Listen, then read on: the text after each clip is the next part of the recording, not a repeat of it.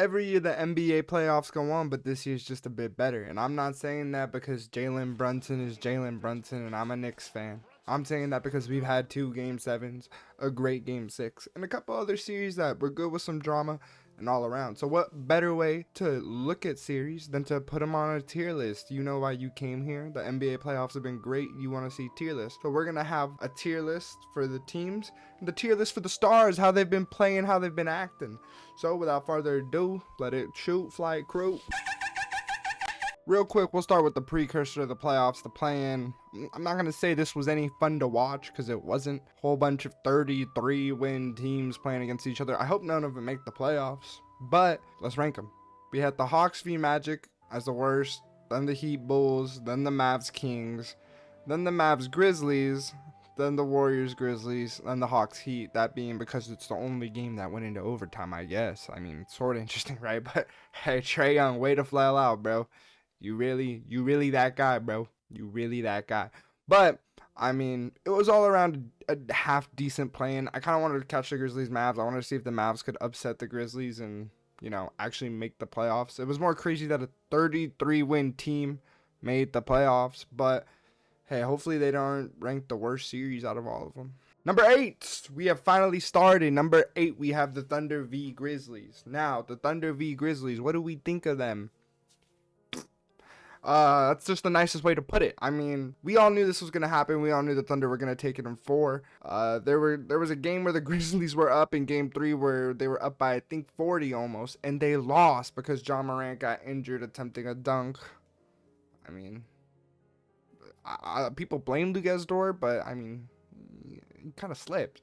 But he died almost in that series. But hey, shout out Scottie Pippen for taking over the mantle in games 3 and 4, trying to win it all. But, you know, I had a previous take in a couple of videos ago that the bench of the Thunder wouldn't hold up as well. Might have to take that back. They're playing pretty good. But I think this wasn't even close to something that's watchable. I don't even know how you go to those games as a Grizzlies fan, games 3 and 4. Like, what do you, like, why would you pay for that? I think at that point you have to let organizations pay you, right? Because you know you're not going to win.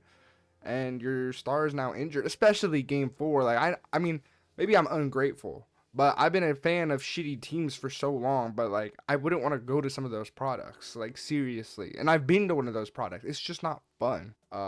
Maybe I'm wrong, you know, maybe I'm ungrateful. So I actually had this in the bad tier. That's just when I'm straight up, this series is in the bad tier. We knew it wasn't going to be close. We knew it was going to be fun to watch. That's what it was. I had Shy under good, and I had John Morant under good. They were both good in this series as the star players of their teams. Hopefully more to come. Next up, we have the Cleveland Cavaliers versus the Miami Heat. Now, earlier I said, I hope no 33-win team makes the playoffs. Spoiler alert, they did. And they looked like it, too, for a couple of games. They lost game 4 by 50 almost, I think. Game 3 and 2 were kind of close, actually, strangely enough, unlike the Warriors series. This is placed, the Thunder series. This was placed above the Thunder series because I think we just got better endings. I mean, I know the Thunder came back by 50, but like, were you surprised they came back by 50? That's what you really have to ask yourself. Like, I wasn't surprised the Thunder came back by 50 after John Morant got injured. There are a couple of games where I thought this should have been a blowout. So the fact that the Heat bring a couple close made the Cavs look not invincible, which isn't a good look for a team that's supposed to be one of the best teams built in the NBA. I had Donovan Mitchell under the riser tier because his fourth quarters were amazing, and then I had Tyler Herro under the average tier. I mean, you're all right, man. You shouldn't even be here, so I don't blame you.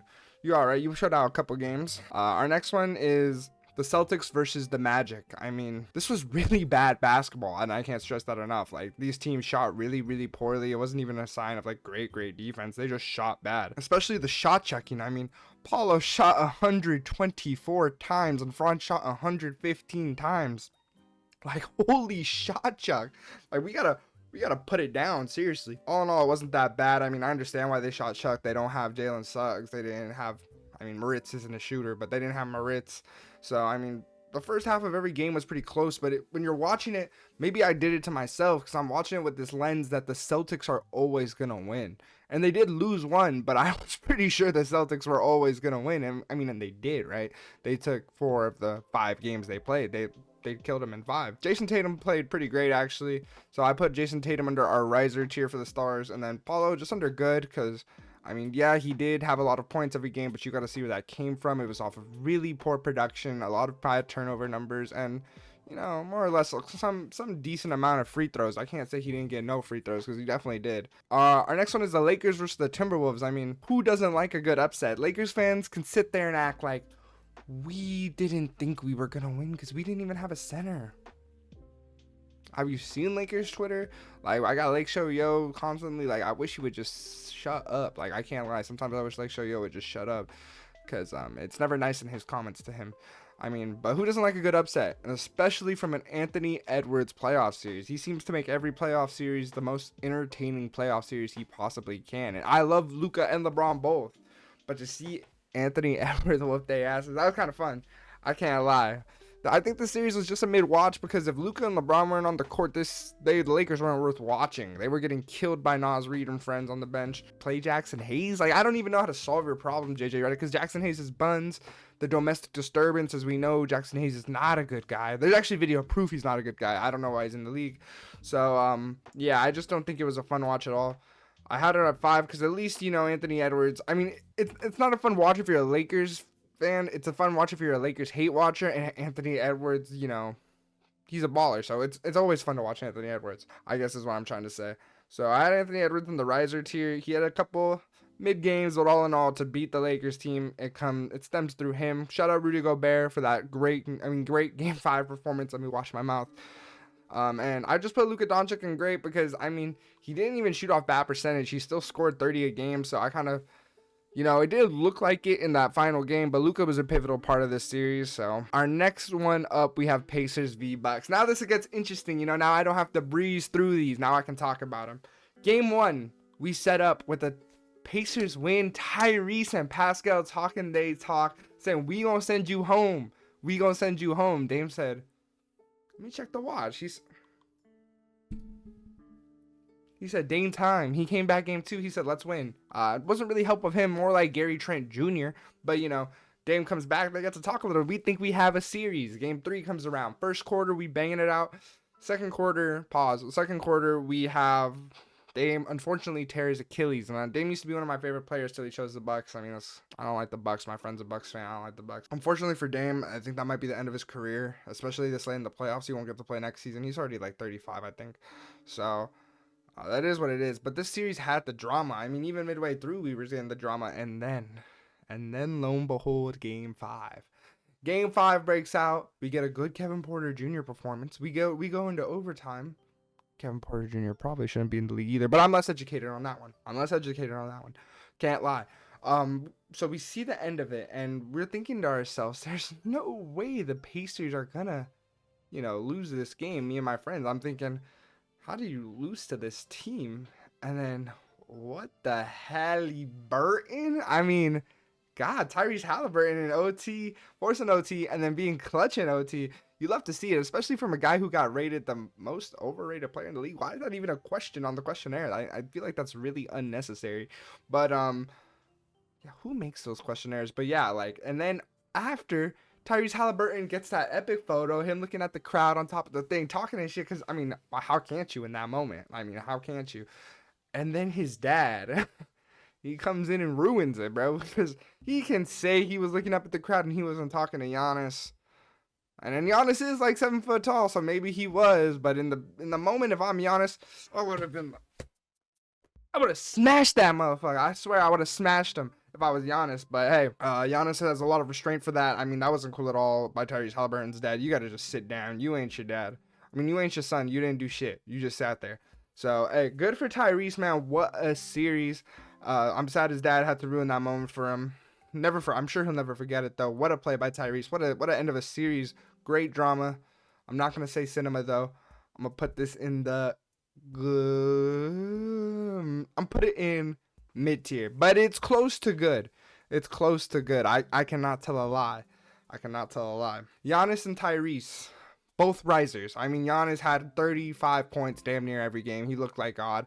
And Tyrese just comes up in big moments. He's proven it time after time. He might not be the best in the regular season. We thought we were seeing the fall off of Tyrese Halliburton in the regular season for sure. But in the playoffs, he hits another gear. And that's kind of fun to see. So our next one, we have the Warriors and Rockets. It's a game 7, so I can't mark it below 3. I mean, number 3 on the list. You know, I can't mark it below 3. That is true.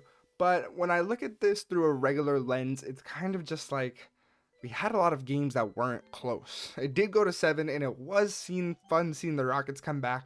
But we had a lot of games that weren't close. It was a meh series, and then game 7 was also just meh. It was fun seeing Buddy Hield be a splash buddy again, though. Good for him. Shut Jimmy Butler up. Fuck Jimmy Butler. Post your games in the playoffs, and I guess it was an upset, but come on. Was it really upset? The Rockets were inexperienced. I thought they could maybe sneak in a first-round win, and they almost did. All this to get smacked by Anthony Edwards, I don't think it was worth it. The Warriors don't have the facilities to beat the Timberwolves at all.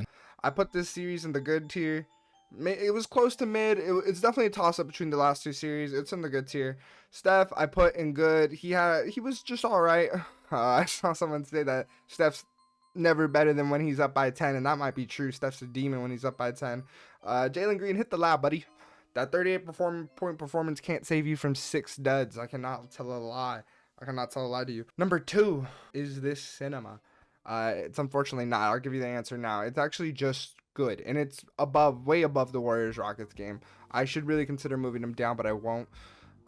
This is just a series to watch. It might have been a bit of bad basketball. I cannot tell a lie, but my God, we weren't in a fourth quarter that wasn't semi-interesting, or we didn't think there'd be a comeback, and especially off of game 1. I mean, this has the drama of the Bucks and Pacers. This has the toughness of any series you'd want to see ever. The Pistons calling themselves the bad boys. Yeah, you the bad boys, bro. They do a lot of unnecessary rough things. I don't even think it's basketball half the time. They're just shoving people to shove people. I think they're all hating on themselves because they're not getting the calls they need. But when they're shoving people, they're not getting called. So it's kind of like, I don't know, look in the mirror, bud. But hey, Pistons get sent home, bud. Knicks in 6. What can I say? Jalen Brunson is the clutch player of the year. Cade Cunningham showed that he's a young star in this league, but being a young star, he is not clutch at all.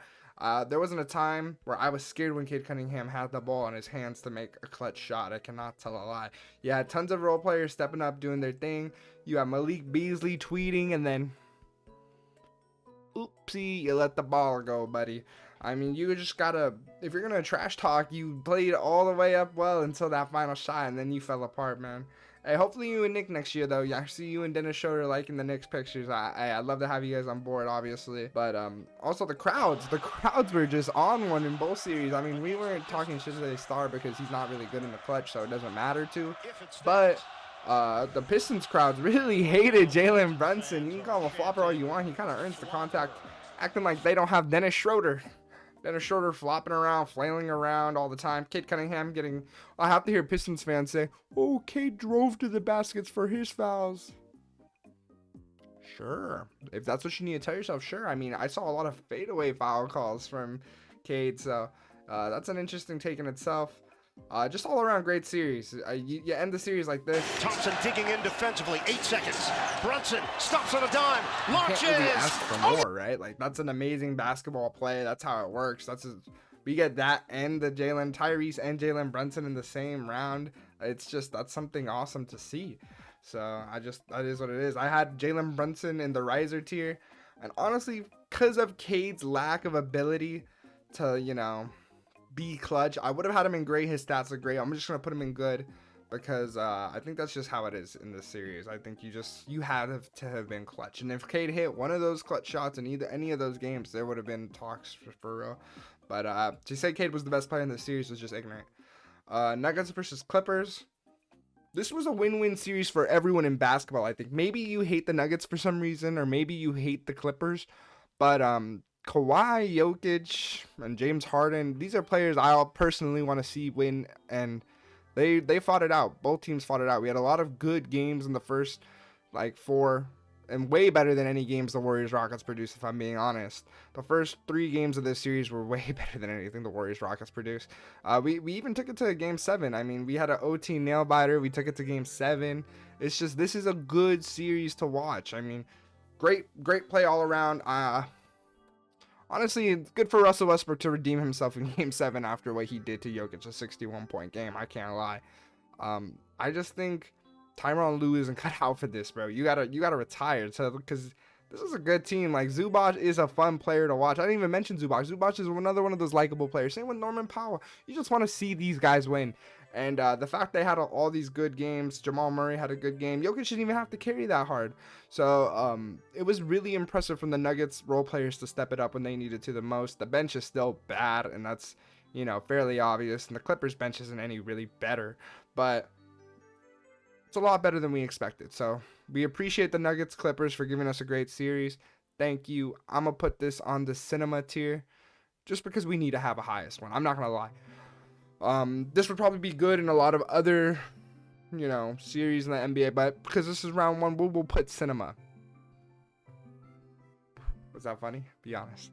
And we'll put Jokic in great, and we will put Kawhi in good, because Kawhi did have that 39-point performance, but he needed to be a bit better. He needed to lead the team more. I know he's old, but he could have done it.